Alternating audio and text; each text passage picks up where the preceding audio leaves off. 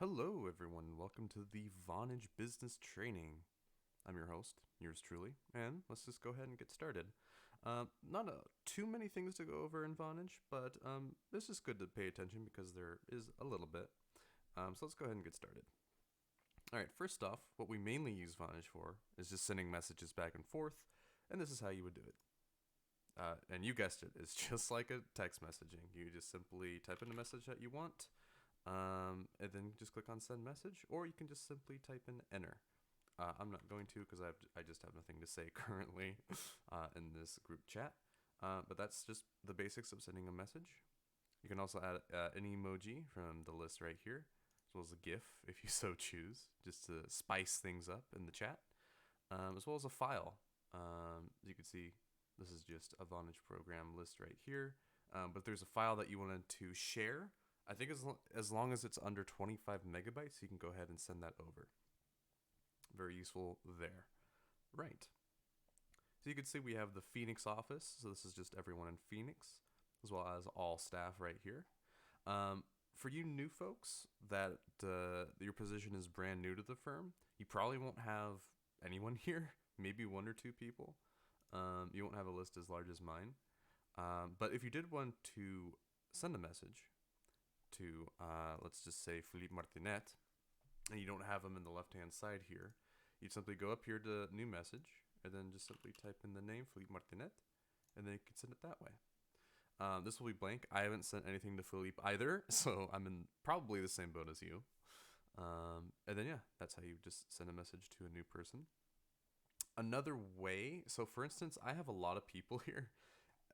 If I scroll all the way down, yeah, let's just say with Marco. If I want to send a message to Marco, I can either scroll all the way down and click his name, or if I'm at the top and I scroll a little bit, I don't see him. Okay, you can also send a message this way by doing new message. I'll type in his name, Marco, and then simply click on his name, and his page will show up, or at least our chat history. If you're new, you probably won't have as you saw with Philippe, you probably won't have a history. But with me and Marco, we chatted a little bit over a year ago. So this stuff is here.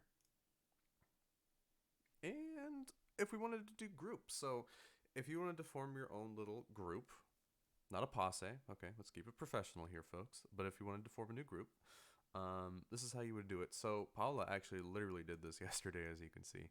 Not that hard to do. You just click up here on new group. You can give it a name if you want. The Cool Kids. Description if you so choose. And then members, it'll just display the members list, and then you can add people based on that just by clicking on them like so. And if you don't want them there, so if you make a mistake like, oh, I didn't want LSLA there, you can click the X right here, or you can go back up in the contact field by clicking on it and then just clicking on that name. Okay? And then a group photo if you want, and then you simply create. Now, if you're already in a group, I believe the Phoenix office and all staff, everyone has privileges to add somebody by going up here and adding members, as you can see. You can also leave the group, but probably don't want to leave the all staff and Phoenix group because just, everyone's part of the all staff and everyone in Phoenix office is part of that. But you can add members that way if someone isn't already in the group. So if a new member isn't there, you can simply add them by going up here to the three dots and just add members, and then just add the name that you want. Now, with this group, for instance, IT support, this has different permissions to it. So I can't add or kick people. I'm pretty sure if you're the owner, you can kick people, but I can't add anyone. If you go to info, you can see who is what. So it'll display all the members. And if it says own or owner, I guess if the name isn't too long, it will display owner. But Paula is the owner here. So she would be the person to add members to the group. So if there's someone there that you want to add to the group, you would have to ask the owner to do that for you. Okay? And that's pretty much the team messaging in a nutshell. Now moving on to meetings right here. We could do meetings via audio or video and audio, much like Zoom. But this is how we would do it. So all the past meetings that I've attended are on the left-hand side here. I think there was also a meeting chat, but there wasn't because we were just all in the hub there at the time. Um, Meetings, if you were invited to a meeting, like if someone else made a meeting and they invited you to it, you would just go to meetings and it would automatically display. Then you just click on join, and that's how you would join the meeting. If you wanted to make your own meeting, you would come up here to the top right, click on start a meeting, and then just simply click on the contact list and then just add whoever you want to join the meeting. So if you wanted Paola and Mr. Rosales and Mr. Martinet, and this is how you would do it. And of course, if you made a mistake, I meant to click on this open user here instead of Felipe Martinet, you can just simply click on that name again. As you can see, the top left number went from 3 to 2, and then I can simply click on the open user or whoever I choose again. Okay, and then that's pretty much how you would do that. You would click on save, and then it would give you instructions on how to start the meeting, or if you wanted to schedule it, you can also do it that way too. And that's meetings. Another useful thing that Vonage provides for us is SMS text. So your virtual number is much like, well, an actual phone number or like a mobile phone. So it has text built into it. As you can see, I did this for our YouTube channel, the company's YouTube channel, on Wednesday, and I got a text from them. So it has ability to text and verify and all this cool stuff. But in your case, will probably be useful because you're not in IT. We'll be communicating back and forth with clients. So if a client gives you a number and they prefer text over call, or if you just want to get in touch with them via text and they're okay with it, this is how you would do it. And you can text back and forth just by simply doing what we did in team chat and team messaging. Is, type whatever you want to them and then just click on send, and that's how you would do it. Now, if they give you a number and they're not already on the list, which is probably the most likely scenario, you would just click on new SMS right here in the top right, and then just enter their number. Their number also might be displayed in here. I would just type in their number right here. Their name might show up. So for example, this is Dulce Montes. When I typed in their number, it displayed their name also, and that's fine. You just click on the name and then you just go ahead and send them an SMS text. If it doesn't show, it just means they're not necessarily connected to Salesforce via Vonage, but they will still get the text at the end of the day. And that's SMS text. And then for voicemail, this is where the voicemails will be displayed. Now, keep in mind, you do not change your voicemail in here. This just stores where the voicemails are saved. So if a client calls, gets a voice, and then you get a voicemail, this is where they are, right here in voicemail. You click on play to to hear the message, or you can click on download as well if you wanted to download it. Just keep in mind that this is going to be downloaded to your local drive and not Citrix. All right, contacts is just all the is all of the company contacts that we have. And then under my apps, don't worry about these. These are already connected. But what you would be looking for mainly is something called fax that will display over here. I don't have it displayed because I'm no longer in the legal field. But if you do need fax and you don't see it here, just contact your local IT professional and we'll get that set up for you. Now, if worst comes to worst and you definitely need it and you just don't see it over here, go to the clerk computer, which is in the file room, and fax is already set up on that computer. So in the meantime, if you're waiting for us to set this up for you, or fax just isn't working at the time, the clerk computer is your backup. But so far, we haven't had any problems with fax in that regard. And that's my apps, and that's pretty much all you need to worry about for these little tabs right here. Right. All right, so let's go over the icon and what all this stuff means. So pretty much, starting at the top, you'll have your name, your username for Vonage, and then the extension number. You're going to see the extension number. You can find this in many, many places, but this is kind of a really cool thing. So if you're talking with a client or a fellow coworker, and they ask for your extension, and you don't have your extension list handy, you can simply just click on here, and it will display that extension for you. And following that, you'll see this little arrow right here. If we click on that, it'll give us a little bit more detail. it'll display the extension as well as the direct dial number, aka your phone number for the law firm. Okay, so this is where you're going to give to clients or people to call you directly. Next, we're going to go down here. Disable notifications and disable calls. I wouldn't recommend using these as much as mute all devices. Pretty much calls will still ring, but notifications will be disabled, as it says there, and vice versa. Notifications will still be enabled, but the calls will go straight to voicemail. Now, I find it easier that if I'm meeting with a client or someone in my office and I don't want to be disturbed by like a ring or notification bell, this is where I would go, and I'll just disable both. And I just simply click on that, it'll load, and then this little circle in your icon will turn from green to red, as you just saw. And that's just pretty much letting you know that, hey, you're an AKA in do not disturb mode now. Just make sure that you uncheck this though when you're finished.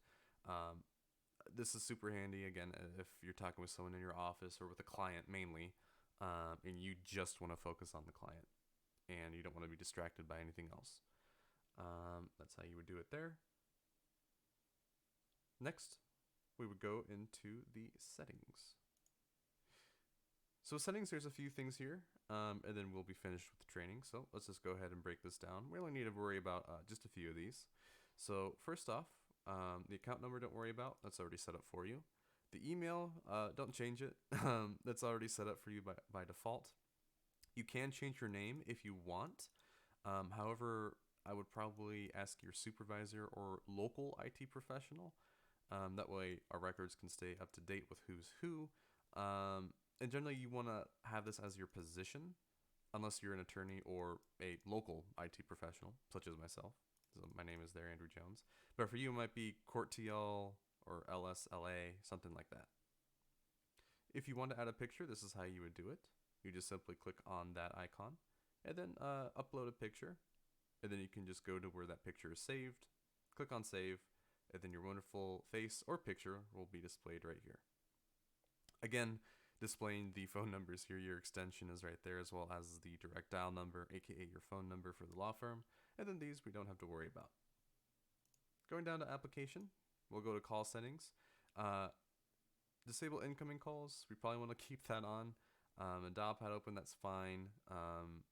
All these should be like this by default. You can copy my settings if, like, say, all three of these are checked. Just to keep the dial pad open. These two, I'd probably leave them off. So here's another option that you can do if you so choose. This is optional. Say if a client calls, it goes to a voicemail. Once they reach the voicemail, it will send them a text with this automated message. Just letting the client know, like, you're keeping in touch with the client and letting them know that you'll call them back. Just make sure that you see this and that you don't forget about it. But you'd simply check this. You can go down here. You see the save button went from grayed out to purple. You just click on save, and then all that information will be saved. I'm going to keep it off because I don't want automated messages on. Going down to notifications, you'd probably want to leave all this on by default. Play sound for incoming calls, yes. Probably don't want to silence during the ring. We want to hear our calls. Sound for text messages and browser notifications. As I said, if it's like this, or if it's just weird, you can just simply copy these settings right over here. Pretty much want all of these except for silence ring. If you want to change your ringtone for calls and meetings, you can do so right here and test them as you see fit. I just find the default's probably the best. We're not going to worry about fax test, or contacts, but we are going to go under meetings, and this will pretty much set up default settings for your meetings. So when you're setting up a meeting, there's all these options that will already, it will ask for. Sorry, a little bit of a brain freeze there.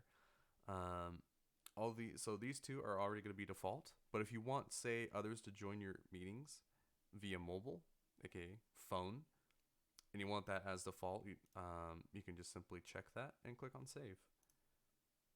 And if you want to always allow others to join the meeting once you start, you can also click on this and it will automatically save it by default. Now, automatically, it's going to be like this, and it will probably ask for these options once you create a meeting. But if you're tired of seeing all that, you can just simply go in here and check that, and then just make sure you click on save to save your settings. Apparently, Vonage will sometimes do like this brain things or brain freezes, as I just had a little while ago. Just be aware of this. This is always good to have displayed, just because it'll let you know, hey, you're in Do Not Disturb mode. So I'm going to come back down and uncheck that because I don't want to be on Do Not Disturb mode, even though I'm recording. It's a Saturday, so I doubt I'm going to get any calls via Vonage. If I do, I will kick it and scream. All right, audio, that should already be set up for us, just system defaults. Make sure that's all good right there. Don't change anything. Extension, again, it's another great way to find where your extension is, although the easy way is just coming up here, clicking on the icon and seeing the extension right there. And once again, it'll also display your phone number. All right, call blocking. If you want to block a client who is no longer with us, they have been terminated. They are out of Maria Jones Law Firm, and they keep harassing, you would just click on add rule, add their number, and just click on save, and then that's blocked. I've never had that happen. In fact, these numbers I have not blocked. Some might be when you come in here, some might be blocked by default. And I guess just leave it that way. I guess they were blocked for a reason by a Vonage admin or another user. But if you see all this, just don't worry about it. All right, call forwarding. We're gonna go over that now. But I'll just mention that devices and web launcher we're not going to worry about. And then voicemail is how we're actually going to set up our voicemail. But we're going to do that after call forwarding. Right, so in call forwarding, you have a send a voicemail option, a forward all calls option, a follow me, which is pretty much like a call list queue, which is pretty cool, and a simultaneous ring. Okay, so we're going to go over these step by step, and it might be confusing, so I would probably encourage you to take notes, but it's pretty simple once you wrap your head around these concepts. So obviously this first one, you probably don't need to take notes because it's pretty much 99% of the time you're going to be using this. Send a voicemail. When a client calls, there's no answer after 4 rings or 20 seconds. It will go to voicemail. Pretty simple. You can change this. You can go from anywhere from 1 ring, aka 5 seconds, to 12 rings, aka 60 seconds. If I were you, I would probably want to stay in this range from 4 to 6 rings. You don't 3 rings will probably be useful in the follow me, as I'll show later in a sec. But 4 to 6 is generally that sweet spot. Anywhere more, the client's probably gonna get bored of waiting, probably won't leave a voicemail. But 4 to 6 will keep them interested enough probably to leave a voicemail. I'm in IT. I don't really get calls from clients. It'll most likely just be from fellow coworkers, and I'm at my desk anyway, but I will just leave this on at 4 rings. But completely up to you. Again, 4 to 6 rings is the preferred option.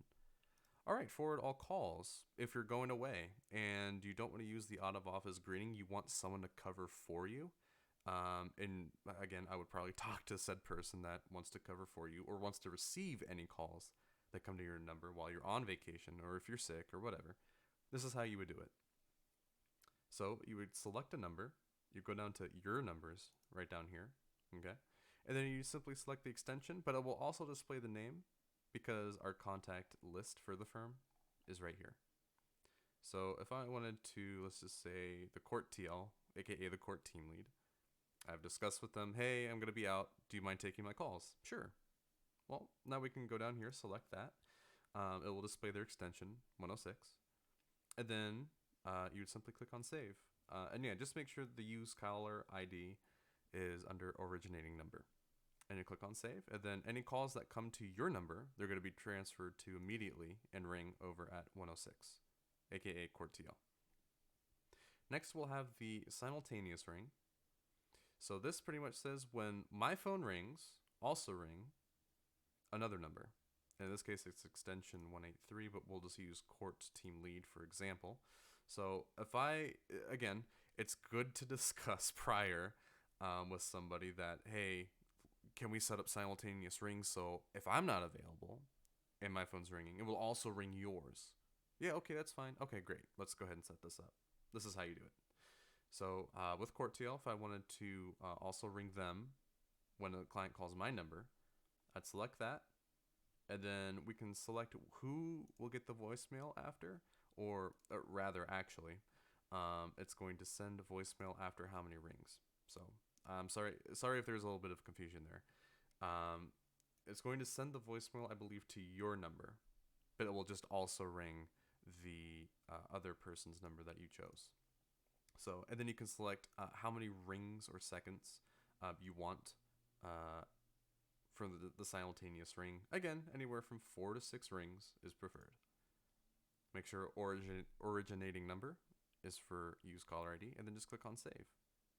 And then last but not least is probably the most confusing of all these, but it's when we break it down, I hope it'll be more simple for you, is the follow me, aka like a call queue.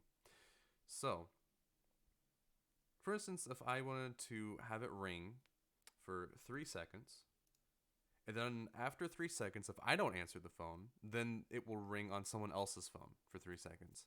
So it's not a simultaneous ring, rather it's you get your phone first, and then that another person will get that another ring after that. So if you don't pick up for 3 rings, and say if I wanted to do CourtTL for 3 rings, if I don't get it after 3 rings, I'd simply select their number, click on 3 rings, and just make sure that you select your number right here. You might need to click this twice, but make sure it's this extension's handset. That will be your phone. And that's a call queue already set up. So again, just breaking this down, your phone number will ring for 3 rings, aka 15 seconds.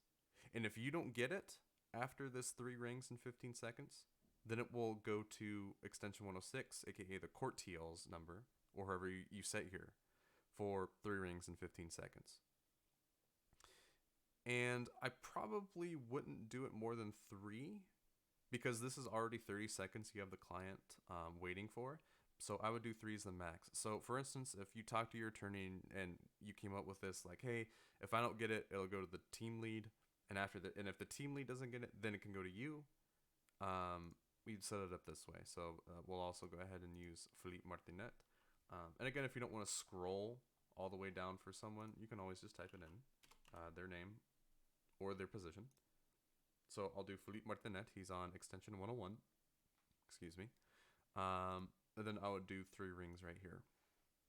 So in a call queue, I wouldn't probably do the 4 to 6, because as I said, this is going to go down the list here. So if you don't get it, they're going to get it. And then if they don't get it, then the attorney or whoever's last on the list then is going to get it. And this is a total of 45 seconds. So as I said with the voicemail, typically it's between 4 to 6 rings. So a total of 30 seconds. This is already 45.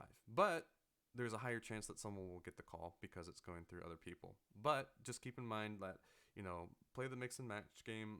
This is how I would set it up. I'd probably stay the 2 to 3 ring if you're going to do a call queue like this, just so the client isn't on the phone for that long and they want to leave a voicemail. Which, by the way, you can leave here. You can select on who gets the voicemail. So you'd probably want to do yours, but if the attorney says, you know what, if it gets to that, or let's just say like if Philippe right here says, we got the call queue set up. Okay, if we don't get it, I want to have the voicemail. You would just simply click on their extension. So for him, it's 101, and we would just simply click on 101. Or if they say, or if you guys decide that, no, I'll get the voicemail, you'll just click on this extension's voicemail. And of course, use caller ID, just click on originating number, and then just click on save. And I hope I explained that well, but you might want to watch that a couple times just so you know how to set it up. But this call queue will be set up, but just make sure, again, that you discuss this prior with the people that you're setting it up with so that everyone's on the same page. All right? Most users, again, will just want to have it to send a voicemail. And yeah, just keep in mind you can only have one of these active at a time. You can have multiple things active. So you can only have simultaneous ring, or follow me, or forward all calls, or send to voicemail. You can't have multiple of these. So um, that is that. All right. And then last but not least, let's go ahead and do voicemail. And I'll show you how to set it up. You should have already received a script uh, by your local IT professional on like what to say. So you don't need to make it up on the spot. There'll be a script that you follow in English and in Spanish. And then what you're going to be mainly looking for is unavailable greeting. You can set up a busy greeting if you so choose. Again, it says this plays when you are on the phone. So if a client calls and you're already on the phone with someone else, they're going to get this greeting. So this is optional, but if you want to do, this is mandatory though, the unavailable greeting. So to do it, you would just simply click on this button right here that says record and then type in your number. I'm just going to use mine as an example. I believe I'm 876. Oh no, I'm 682. 8765. That's my number. So you would type in your phone number, and again, where you get that, there's many ways to get that, but if we want it quick, go up here, click on the drop down, and then you'll see my direct dial number, and this is it. And what's useful here is if you don't want to type it out like I did, you can always just click right here. It says copy. Click on record, and then just paste in here. You can either do right click and paste, or just Control V if you're super fancy, which I recommend. And then you simply click on dial. Now just keep in mind that Vonage is going to call you, so don't be scared when your phone all of a sudden starts ringing. This isn't for show. It will actually dial your phone number. And then when you pick up, there'll be a robot on there, like a lady robot voice that will pretty much go through and explain to you in simple, very simple instructions on how to record the voicemail. It will also give you options on if you mess up at any point or you want to re-record the voicemail, you'll press a button that it will assign to you. And also, it will also say if you're all finished with the voicemail, it's good, you're content with it, you press on another button, which it will give you, and then it will save. And then it will either ask you to hang up or it will hang up automatically. But pretty much, I believe, once this screen goes away or when the call ends, that will be that, and the voicemail will be saved. And how you can check that is you'll probably have to click on play twice. The first time it will probably play the old voicemail. And if that happens, don't freak out. But you can just simply play it and then click on stop. And then it will probably load in the proper voicemail. So let's just do mine. That's enough of that. And yeah, so that's how you can know that the voicemail has worked. Now, out of office greeting, if you don't want to set up the call forwarding as in the previous section, and you just want it to go to your phone and you just want to have all voicemails on your phone, and you don't want it to forward to anyone else, you can choose to do an out of office greeting. And what you would do is you would just click this, and this will enable the out of office greeting. But just know, only do this if you're actually going to be out of the office, because this will override the busy and the unavailable greeting. So just keep that in mind. And then you would just go through the same steps, record, put in your number, click on dial, and then it will give you instructions again on how to do that. And that's pretty much it in terms of Vonage. So we went over team messaging, meetings, my apps, how to do SMS and voicemail, as well as creating new groups, and then just the nitty gritty of all this stuff over here. Of course, ask questions. If at any point there was something that wasn't covered in this video, feel free to ask anyone or your local IT professionals, and we'll be more than happy to assist. But without any other talking or training, that is going to conclude today's training. Thank you so much.